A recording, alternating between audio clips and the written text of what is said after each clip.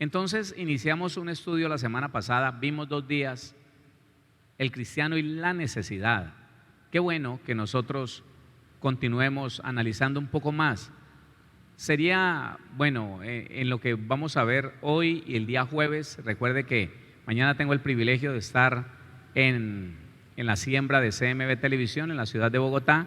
Bueno, tenemos un pastor invitado para mañana en el ayuno, gloria al Señor, y Mónica estará en la noche. Bueno, pero vamos a continuar. Quiero pasar entonces en esto de la necesidad, quiero pasar como a un punto muy importante. El cristiano puede tener enfermedades económicas, enfermedades físicas, enfermedades emocionales.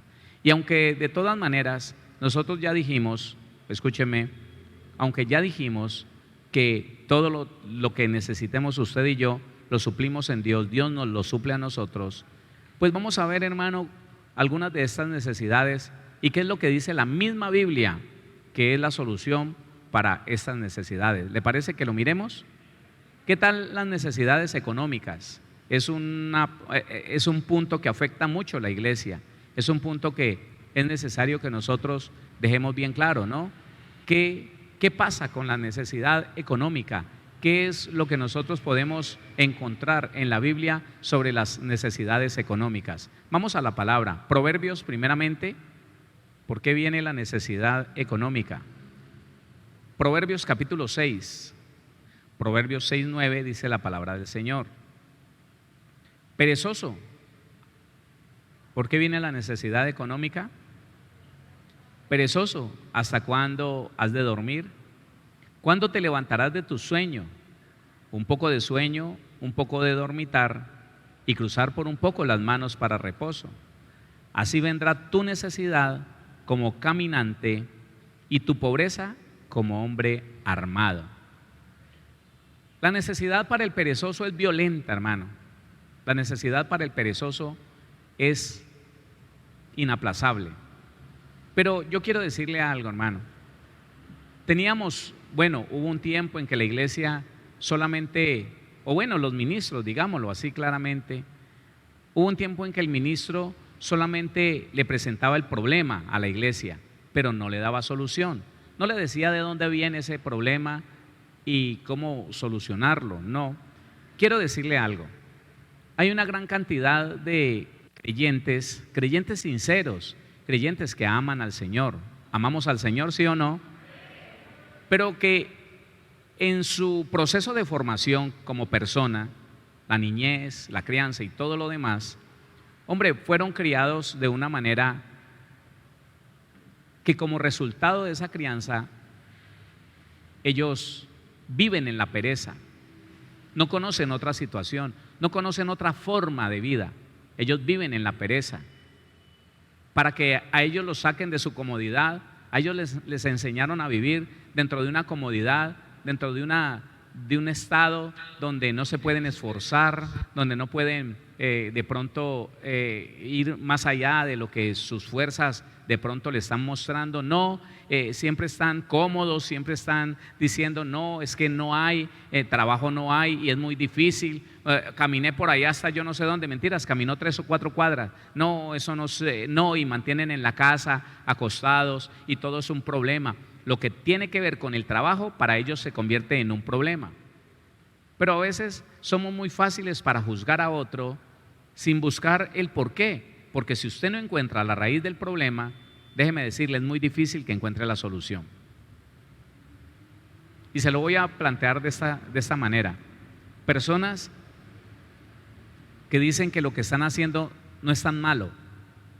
Ellos se podrán arrepentir, podrán cambiar de pensamiento, podrán pensar diferente. La respuesta es no, porque ellos no lo ven tan malo. La persona que no, para que me entiendan mucho mejor, la persona que tiene una relación con una mujer, el muchacho que tiene una relación con una mujer, de besos apasionados, de acariciarle el cuerpo a ella, pero por el hecho de que no se han ido a una cama y han tenido el coito, dicen no, yo no estoy en fornicación. ¿Cuándo se va a arrepentir de eso que está haciendo, sabiendo que la Biblia dice que es fornicación? ¿Cuándo se va a arrepentir? La respuesta es nunca. De esa manera entonces el perezoso cuando fue formado como perezoso, cuando su mamá le dijo, ay, no se ponga, no se va a regalar por allá, para eso me tiene a mí. Puede ser que haya sido el papá, aunque es más difícil que un varón le alcahuetee a un hijo o a una hija. Nosotros somos más duros. Y parece ser que la tuviéramos más clara en aquello de formar gente de bien, gente útil, parece ser. Pero no falta la excepción del varón que dice, no, mi hijo, tranquilo, quédese ahí, no hay problema, no se incomode, eso para un sueldo mínimo que pues se lo doy yo, eso más bien yo se lo doy. Entonces, cuando esa persona llega a la edad adulta, le falta a su mamá, le falta a su papá, tuvo que salir a otro lugar, esa persona sufre. Y sufre porque él no sabe vivir de otra manera sino acostado, viendo televisión, revisando las redes sociales. Y a él no le parece que eso sea pereza. Él dice, no hay trabajo, no hay. La persona perezosa a veces es formada por la crianza de una mala paternidad. Y estoy hablando de paternidad aún a través de la mamá. Entonces estas personas no conocen otra cosa sino el ir y venir, cerrar los ojos, cruzar las manos, dormitar un poquito. Yo voy a ir, mamá, yo voy a ir porque mi tío me dijo que me va a dar trabajo, yo voy a ir. Trabaja 1, 2 días, 3 días y dice, no, tuve un problema por allá con un muchacho, yo no me voy a poner a pelear. ¿O usted quiere, mamá, ese tipo como que carga cuchillo? Entonces la mamá le dice, no, mijo, no vaya por allá. ¿Qué tal? Si va a ir me le hacen daño. Entonces llama el hermano y le dice, no, usted tiene un poco de bandidos allá trabajando. Uno de ellos me amenazó el muchacho, él no va a volver por allá. No, hombre, lo que pasa es que tu hijo es un haragán. Ay, Dios mío, la ofende. Haragán, no, olvídese, entonces ¿usted qué quiere? ¿Qué pasó? Me pagaron. No, mamá, mírelo. Pues es el mínimo. No, pero por esa bicoca, mamá, y eso es tan duro, papá. ¿Cómo le parece que eso le toca a uno esforzarse? No vaya por allá. Y ellos no saben, los padres no saben que están creando una necesidad, oiga, una necesidad que no va a ser resuelta. Porque le digo algo, mi hermano, solamente en Cristo, solamente en Él. De otra manera, conozco personas con muchas necesidades. Mire, conozco personas que su mamá le dijo, no se mate, no friegue, no se friegue, tranquilo, mientras tenga su mamá, y lo mantuvo 30, 35 años. El muchacho, para nada. Ayúdame. No, es que tengo que hacer una vuelta. Ellos a veces llegan a las iglesias, el perezoso a veces llega a las iglesias y empieza a decirle a la gente, ayúdeme. Empieza a decirle a los hermanos, hermano, es que usted no tiene que me preste, es que me va a llegar una bendición. Él no está esperando nada. Él simplemente necesita salir de la dificultad, de la necesidad del momento, y se va endeudando con el uno y con el otro. Pero no trabaja. Por eso es que la Biblia dice que el que no quiera trabajar, ¿qué cosa? Se da cuenta. Pero entonces, a veces no, usted ve que la persona lo quiere obligar. En todas las iglesias, y sobre todo en estos últimos tiempos, se ha dado los casos donde el haragán le pide dinero prestado a alguien, sobre todo a las mujeres, y si la mujer le dice que no, la hermana le dice que no, la amenaza. Claro, yo no volví a dejar entrar varias personas así aquí. ¿Y qué hablarle de las otras congregaciones? Hermano, porque ¿qué sentido tiene una persona que dice que se viene a congregar, que es cristiano, pero se le arrima a los hermanos a pedirles dinero? Y la persona que no le da lo que él quiere, entonces empieza a amenazarla. ¿Ese es un cristiano? ¿Es un cristiano? No. La pereza, hermano, la pereza es una cosa bien difícil. Proverbios 24, versículo número 30 en adelante. Proverbios 24:30 dice: pasé junto al campo del hombre perezoso y junto a la viña del hombre falto de entendimiento. Y he aquí que por toda ella habían crecido los espinos. Ortiga había ya cubierto su faz y su cerca de piedra estaba ya destruida. Miré y lo puse en mi corazón, le vi y tomé consejo. Un poco de sueño, cabeceando otro poco, poniendo mano sobre mano otro poco para dormir. Así vendrá como caminante tu necesidad y tu pobreza como hombre armado. Se repite la misma situación de Proverbios capítulo 6. Iglesia, hoy en día es muy necesario que el padre de familia sepa quién es su hijo y quién es su hija y con quién va a unir su vida. Ponga atención a eso. Hermano, no críe muchachos perezosos. No, tranquilo, no se mate. No, él un día va a tener que enfrentar la vida solo, sin usted. Y ese día tal vez va a dañar la vida de otras personas. Ahora, si usted tiene un hijo, si tiene una hija, y él o ella se relaciona con alguien, por favor, conozca a ese alguien, conózcalo.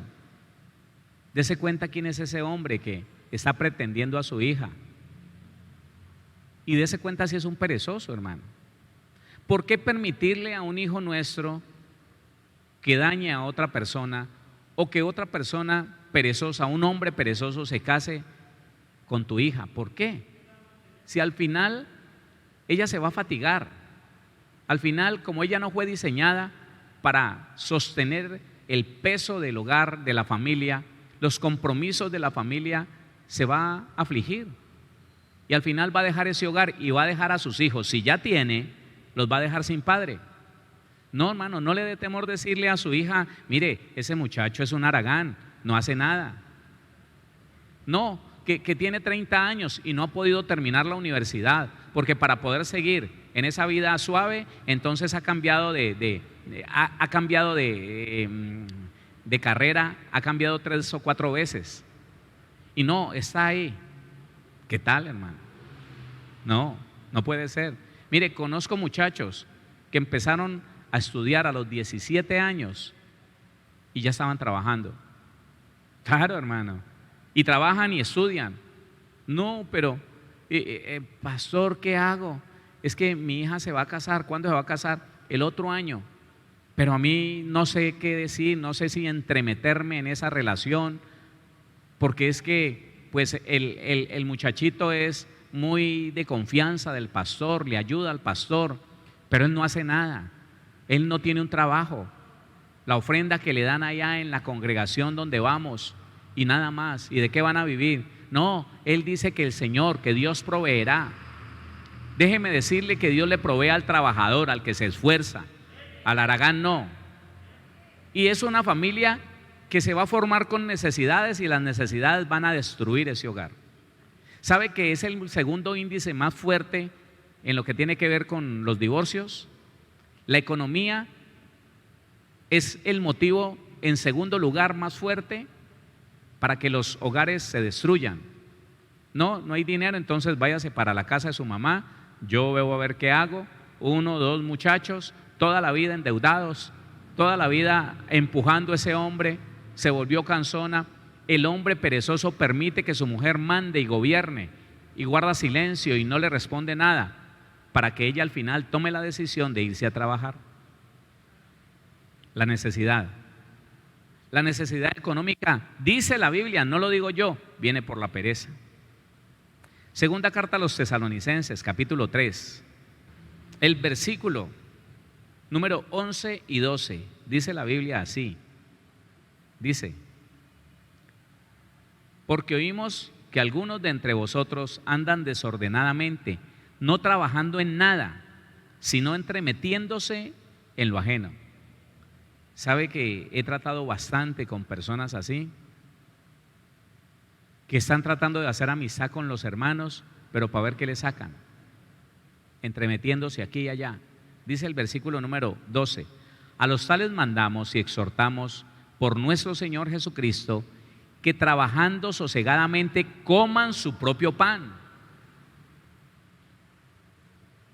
Siempre, hermano, No digo que antes era más o menos, no, siempre. Siempre hay personas y algunos de ellos, ¿sabe qué? Algunos de ellos pasan dificultades porque nacieron de nuevo, pero no saben qué más hacer, no aprendieron nada, sus padres no tuvieron con qué o no los dejaron, porque es que eso no es cuestión, hermano. En el tiempo que a mí me tocó, a nosotros no nos daban estudio, universidad. Yo terminé el bachillerato a los 40 años, ya siendo pastor. Pero ¿sabe qué? Desde los 7 años mi papá me ponía, y se lo agradezco, me ponía, hermano, y me miraba a los ojos y me decía: usted tiene que aprender a trabajar, se tiene que ganar lo que se come. Y no solo eso, me tiene que pagar la crianza, así que muévase, mijo. Y 7 años y póngale tuercas, 1000 tornillos. Llegábamos de la escuela como a las 5:30 de la tarde, coman, 6 de la tarde a la luz de un bombillo, póngale tuercas a los tornillos y póngale aceitados, porque esos tornillos venían llenos de aceite para las chivas, y dele hasta que no terminábamos, 8:30, 9 de la noche. Vaya, lávese con agua caliente, límpiese bien y a dormir, mijito. ¿Y sabe qué? 11 años. No estudie más, mijito, que eso de estudio no sirve para nada, y póngase a trabajar. Y por allá como a los 15 años, entonces empezaban a darle a uno una monedita. Sí. Y ahorre. Y entonces uno ya quería novia y con ese poquito de plata. Pero aprendía uno a que, hermano, la vida hay que ganársela. Claro. Yo recuerdo que Héctor Andrés tenía como 12 años y ya ese muchacho trabajaba, llegaba de estudiar, yo le miraba las tareas y venga, ayúdeme, allá en el taller. Claro, porque imagínese una persona que no hace nada. Entonces por eso Pablo dice: no, Señor, no admita a nadie que sea un perezoso, no lo admita. Es allí donde sigue diciendo, versículo 14, el 13: y vosotros, hermanos, no os canséis de hacer bien. Si alguno no obedece lo que decimos por medio de esta carta, ese señaladlo y no os juntéis con él para que se avergüence. Y mire lo que dice Efesios capítulo 4, devuélvase un poquito. Esta semana vamos a adelantar algo, pero sin embargo vamos a seguir como en deuda. Capítulo número 4, versículo número 28, 4:28, dice la palabra del Señor: el que hurtaba, no hurte más, sino trabaje, haciendo con sus manos lo que es bueno, para que tenga que compartir con el que padece necesidad. ¿Se acuerdan ustedes, mis hermanos, Iglesia del Señor, que les decía por la palabra hace algunos días que el cristiano tiene que acostumbrarse a dar, no a pedir? ¿Sí? ¿Se acuerdan? Claro, es que el cristiano está diseñado para ser tan bendecido por Dios que él siempre está dispuesto a ayudar a los demás, no a pedir. Bueno, si llegó con una maldición encima, hombre, busque ayuda. Hay personas que ya hemos recibido de parte del Señor el entendimiento de por qué hay esa escasez en la vida de la persona. Y si no es por pereza, sino que hay una maldición, una herencia, una información genética de escasez, o tal vez espiritual, porque escuche esto, también usted lo sabe porque lo hemos tratado en los estudios. La familia que practica o practicó en sus antepasados el ocultismo es una familia llamada la ruina. El derecho legal de los demonios sobre la economía de esa familia que tuvo su papá, su mamá, su abuelo, su abuela, o 2, 3 generaciones atrás, practicando el ocultismo, esa familia, aun cuando llega a la vida cristiana, tiene que ir a la presencia del Señor a reclamar lo que le conviene a través de la confesión, a través de confesar que sus antepasados practicaron el ocultismo, porque el ocultismo trae cosas bien terribles, y la más terrible es la pobreza, la ruina, la miseria, al igual que el pecado financiero. Cuando nuestros padres quedaron debiendo dinero, nuestros abuelos pidieron y no pagaron, Bueno, terrible, hermano. Entonces, es necesario que nosotros entendamos que no hay por qué, el cristiano no tiene por qué resignarse a la escasez económica, financiera. No, si es una persona que trabaja, Dios bendice la labor de tus manos, la obra de tus manos. Dios bendice el trabajo. Lo que no bendice es la pereza, hermano. La pereza Dios no la bendice. Entonces, ¿hay necesidad económica? Porque no hay. Pastor, ¿y si la persona no puede trabajar? Bueno, Dios dijo que Él suple, óigame, que Él suple a todos los que lo buscan. Leámoslo, pónganle cuidado lo que dice el Salmo 34 para que lo recuerde. Pastor, y el que no puede trabajar, mire lo que dice la palabra en el Salmo 34, el versículo número 10, dice así: los leoncillos necesitan y tienen hambre, pero los que buscan a Jehová no tendrán falta de ningún bien. ¿Qué les falta? ¿Qué les falta? Ningún bien, no le falta nada. Pastor, no puede trabajar. Usted busca al Señor. Si de verdad Dios encuentra que usted tiene algún problema y no puede trabajar, Dios le provee. De hecho, conozco muchos hermanos y muchas hermanas que dicen: pastor, esta situación que llevo no me ha permitido trabajar, pero nunca me ha faltado absolutamente nada. Ese es el testimonio de los hijos de Dios, de las hijas de Dios. Amén. Eso es una bendición, hermano.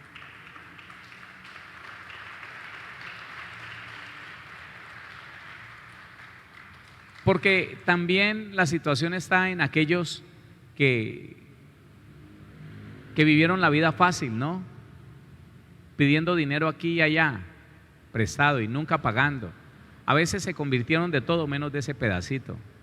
Y no es así. Vamos a Hechos de los Apóstoles, capítulo número 20. Hechos 20:35. En todo os he enseñado que, trabajando así, se debe ayudar a los necesitados y recordar las palabras del Señor Jesús, que dijo: más bienaventurado es dar. ¿Qué cosa? Mire, hermano, no se conforme con esto. Por favor, escuche lo que le digo. No se conforme con esto. Si su vida fue una vida de escasez en la niñez, ¿por qué se conforma siendo tacaño? No, pues le estoy diciendo, la Biblia dice avaro. Pero cuando nuestra vida fue de escasez, se lo digo porque yo lo viví y conozco muchos hombres y muchas mujeres que su papá les negó todo, que crecieron en una pobreza impresionante. Yo no crecí en medio de la pobreza, no. Crecí con un hombre, con un papá que trabajaba 18 horas al día. Impresionante ese hombre, de noche y de día. Y no le escatimaba nada a sus hijos. Comida, la que hubiera. Claro, ropa, siempre, hermano. Pero ¿sabe qué? Había una situación. Éramos 11 hijos. Cuando yo me di cuenta de quién era, un niño, ya mi hermanita había nacido. Entonces la situación es que no le alcanzaba el dinero. Entonces los zapatos que dejaba mi hermano mayor ya le tenían la punta de adelante rota para que sacara los dedos, pero así todo ya no. Entonces herédeselo al más pequeño. Y eso le da al alma de nosotros, le da una percepción como de escasez. Y uno empieza a decir: no, yo tengo que crecer para vestirme bien. Yo cuando crezca voy a trabajar y me voy a dar lo mejor. Pero ¿sabe qué pasa allí? Al igual que a esa mujer o a ese hombre que el padre lo abandonó, lo negó y nunca le dio nada, y que a él o a ella, niño o niña, lo tuvo que criar una mamá, una abuela, pobre. Y si no se quejaban, pues no había. Pero a veces hay con quejas. No, usted acaba con todo, vea, lo sostengo de yo no sé qué, pero mire, ya hay que comprarle más zapatos, hay que comprar. No, usted acaba con todo. Y esas personas crecen en medio de una percepción de temor. Si yo doy, me quedo sin nada. Mire que mi papá era así, hermano. Mi papá tuvo un hogar muy pobre donde su mamá murió como a los 7 años. Y mi papá guardaba, mi papá no manejaba muy buena plata, pero él era temeroso de irse a quedar sin nada. Esas personas no dan, no ayudan. Difícil que ayuden. Pero entonces, si ese es el caso de alguno de nosotros, que no somos capaces de cumplir lo que dice el Señor Jesús, oiga, trabajando con sus manos, ayude a los necesitados y cumpla lo que el Señor Jesús dijo, que es más bienaventurado dar que recibir. Ahora, Pablo lo completa diciendo, porque dando es como ¿qué? Es como ¿qué? Es como recibimos. Tremendo esto, hermano. Pero si usted siente que es difícil de ayudar, sabiendo que usted con algo que tiene podría ayudar a salir de una necesidad a alguien y le duele, no, hermano, ese no es el principio del reino de los cielos. No, el principio económico del reino de los cielos es dar. El principio económico del creyente es dar con liberalidad, porque es allí donde empieza a funcionar. Bueno, y de eso vamos a hablar. No le digo más de esto porque vamos a hablar un poquito de lo que dice la Biblia, ¿no? Le voy a recordar lo que dice el hebreo de la palabra necesidad. 26:37 del hebreo: faltar, carecer, fracasar, querer, aminorar, menguar. Pero en el griego, ahora en el Nuevo Testamento, griego 55:35 y 55:32. El 55:35 dice tener necesidad, es decir, carecer, necesitar. El 55:32 dice faltar, necesitar.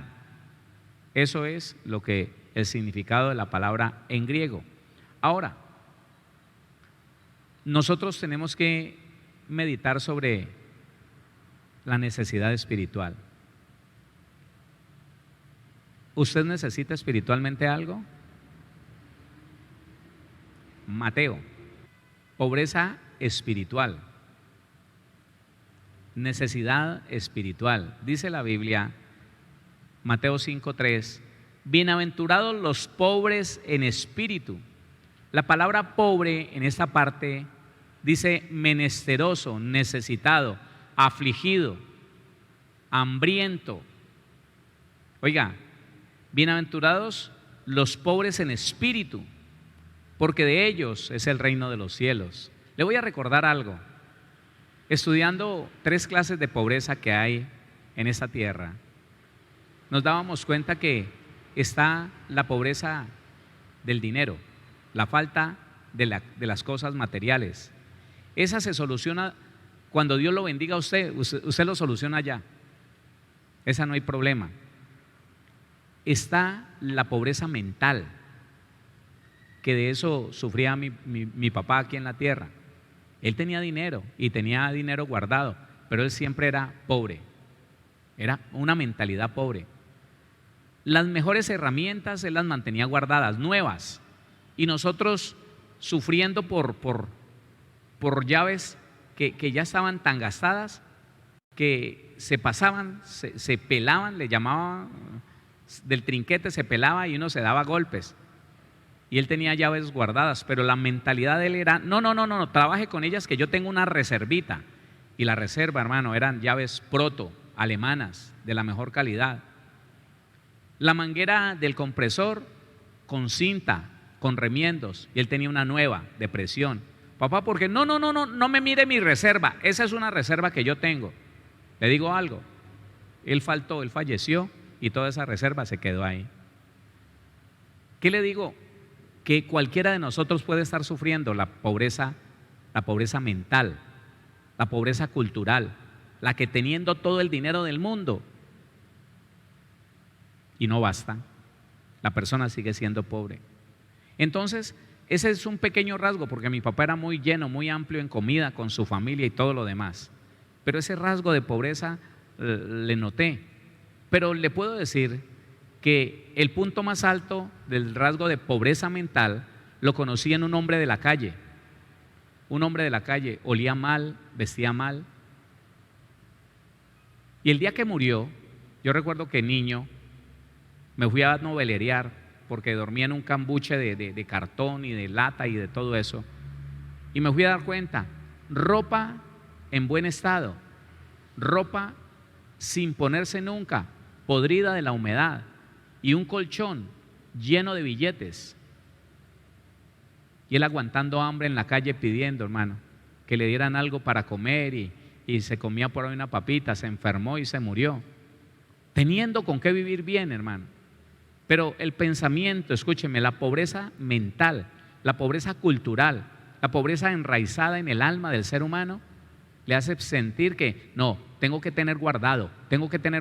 Esa pobreza sí es terrible. Ahora, la única pobreza buena, la que usted y yo debemos de siempre abrazar, es la pobreza del espíritu. Porque la pobreza del espíritu te hace estar necesitado de noche y de día de Dios, de su palabra, de su espíritu. Te hace tener hambre y sed. Te hace ser un menesteroso de Dios. Quiero más de ti, Señor. Quiero más, quiero ayunar para sentir más tu presencia. Quiero estar más encerrado a solas, hablándote, diciéndote, contándote las cosas y escuchando de tus labios, escuchando de tu espíritu lo que necesito. Quiero más, necesito más. Nunca descuide esa necesidad. Es la única necesidad. Así como la única buena pobreza es la pobreza espiritual, la única necesidad buena es la necesidad espiritual. ¿Me está entendiendo? Ahora, hay una necesidad emocional. ¿Cuál es la necesidad emocional? Tengo un hijo enfermo, tengo una empresa que está pasando dificultades y necesita una inyección de capital. Tengo un hogar en problemas, tengo infinidad de cosas. Eso produce una necesidad emocional. Señor, ¿qué hago? Padre, glorifícate. Glorifícate, Señor, en la necesidad de mi hijo, de mi hija, en la enfermedad de mi hijo, de mi hija. Señor, mira la empresa. Señor, mira eso, mira aquello. Esa necesidad emocional, porque son las emociones las que entran allí a jugar una mala jugada, entran a afectar la vida del creyente. Esas necesidades son las que durante toda la vida los malos ministros han aprovechado. De tal manera que se han vendido, se han vendido milagros, se han vendido sanidades, se han vendido durante la época, durante todo el tiempo de la iglesia aquí en la tierra. El hombre, en este caso los que han tenido la autoridad sobre la iglesia, se ha aprovechado de las necesidades emocionales de la iglesia. Yo no sé si usted alguna vez escuchó, siembre para que Dios le dé. Y es que es mentira que usted da y Dios le recompensa. No es mentira. Pero cuando alguien ofrece así, de esta manera, siembre para que Dios le dé, no le crea. Le voy a demostrar cómo, aunque está escrito que el que abundantemente siembra, abundantemente cosechará, hablando del dar, cuando es ofrecido por alguien, cuando alguien lo ofrece como un negocio, cuando alguien despierta en alguien la necesidad, ¿quién tiene un hogar en dificultades? ¿Quién está? Amén. Listo, vamos a hacer un pacto con el Señor y usted va a traer aquí dinero y usted va. O a muchos se les constriñe, se les obliga, se les presiona para que den. Usted es buen cristiano, hermano, qué vergüenza, y la iglesia tiene esta necesidad, así que si usted es buen cristiano, usted tiene que dar esto y esto, y comprométase, y la persona termina dando con tristeza. Esa necesidad que se abre en el ámbito de las emociones de la iglesia, es muy delicado que usted no entienda lo que la Biblia dice. Porque cuando nosotros esas emociones, esas necesidades emocionales, no las llevamos completamente al Señor, se vuelve un problema. Y aún lo que usted dé, si lo da por necesidad o con tristeza, no funciona. Segunda carta a los Corintios, usted conoce ese texto. Para mí es el fundamento, la base del dar, la ley del dar. Segunda carta a los Corintios, capítulo número 9, versículo número 7. 9:7. Cada uno, ¿quién? Diga yo. Cada uno, ¿quién? Yo. Dé como propuso en su corazón. Dios mío, escuche esto. La propuesta tuya, la propuesta mía para dar, así es. No hay nada más delicado que presionar a otro para que dé más de lo que estaba pensando dar. Mire, yo le doy gracias a Dios, ¿sabe por qué? Porque no me lo enseñó un pastor, no. Me lo enseñó el Espíritu Santo. La primera vez que yo fui a diezmar, yo puse mi diezmo allí. Recuerdo que eran 20,000 pesos. En el año 1999, 20,000 pesos. Y el Espíritu de Dios me enseñó algo para mí, no lo tome usted como para usted. Él me dijo: Héctor, el diezmo te libra de la maldición, pero la ofrenda te da abundancia. El diezmo no te da abundancia, es lo mío. Ahora de tu 90, dame la ofrenda. Y yo saqué 20,000 pesos y lo puse ahí. Y el Espíritu de Dios me dijo: ¿estás contento dando eso? Y le dije: no, me parece mucho. Y el Señor me dijo: pues mérmale. Cogí un billete de 10 y lo puse. ¿Qué sientes? No, pues que con esos 10,000 pesos yo podía hacer otra cosa. Mérmale. Le fui rebajando 6,000, 7,000, 8,000, 7,000, 6,000. Cuando llegué al billete de 5,000 pesitos y lo puse ahí, sentí alegría. Oiga lo que le digo y se lo voy a demostrar por la palabra. Lo que usted da, sin el deseo de honrar a Dios, no lo dé. ¿Sabe cuándo? Y le voy a adelantar eso, pero se lo tengo que demostrar por la palabra. ¿Sabe cuándo lo que usted da se convierte en una semilla? Cuando usted lo da para honrar a Dios, cuando no está pensando en el hombre, cuando no está pensando en el ministro o en la iglesia. Sí, se tiene que cerciorar muy bien que sea una iglesia que invierte bien el dinero que usted da, que esté cumpliendo la gran comisión y que haya transparencia y honestidad. Pero escuche esto: mientras que la persona esté mirando la otra persona, o lo dé para que lo aprueben, o lo dé para que le digan: uy, gracias hermano, usted es el que más da, le hace un daño el ministro que sube al hermano a la tarima y dice: oremos por el hermano porque él dio una gran ofrenda.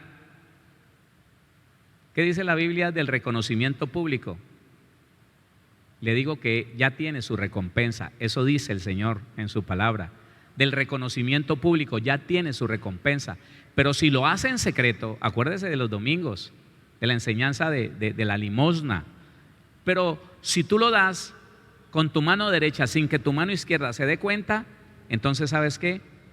Tu Padre que ve en lo secreto te recompensará. Déjeme, le pongo esto para terminar.